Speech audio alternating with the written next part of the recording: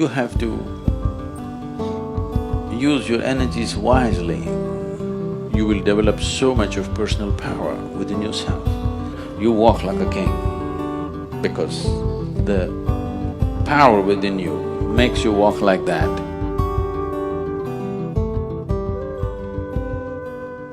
How far a human being goes in this life, materially, spiritually, or in whatever dimension, essentially depends on with how much energy he can crackle. Yes. There's a whole lot of people with lots of energy, but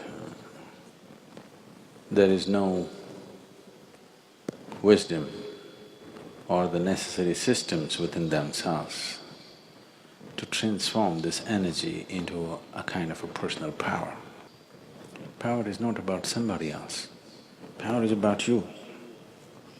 How much of a potential power you are determines the intensity and profoundness of your life and how effective you will become in your life, in whatever area we choose to operate. If this power has to come, you have to use your energies wisely. Energy can be aggregated into power with the necessary wisdom and necessary tools that we employ. Otherwise, energy can be dissipated simply with endless amount of thought, endless amount of reactions and anxieties. I want you to observe your day-to-day life, a simple thing. Just let's say, how many words do you utter in a day? You never counted?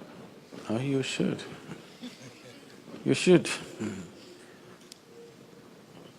Just make an estimate tomorrow, from morning to night, how many words you utter. Day after tomorrow, cut it by 50% and say the same things.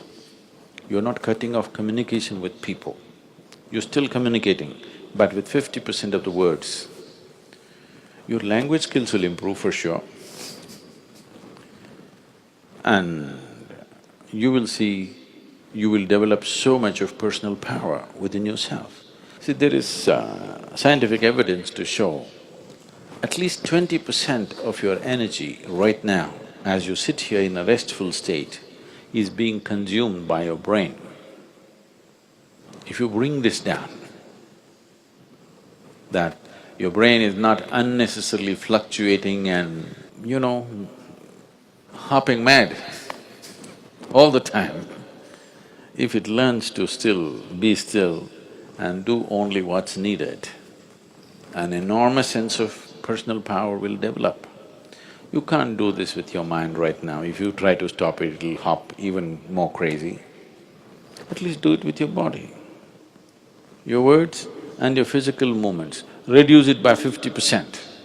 If you want to look at this, look at this. If you want to look at that, don't do this.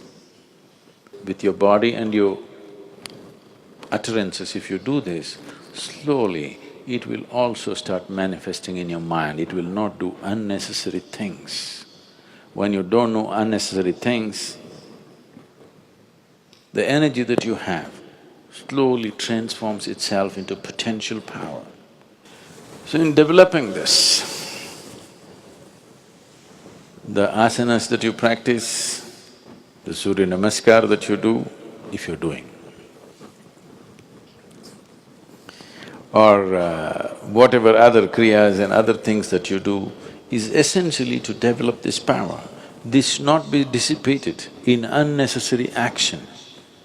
Right now you cannot curtail the number of thoughts you're having in your mind. That also can be, if you just bring in a reverberation within you, a simple mantra. If this is going away crazy, simply chant for some time, create a certain reverberation. You will see it will generate enormous amount of personal power. Without this power within you, you will not break through dimensions of life. Life, right now, for most people,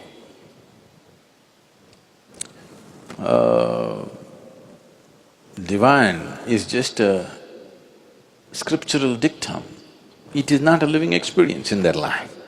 If it has to become a living experience, if something as powerful as the Creator has to come into your experience, there must be some sense of power within you.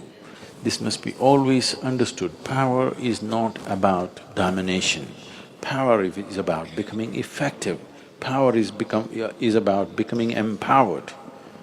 Only when you carry the potency of this power within you, you walk through this life, it doesn't matter where you're placed in the society. It doesn't matter financially where you are, materially where you walk like a king because the power within you makes you walk like that.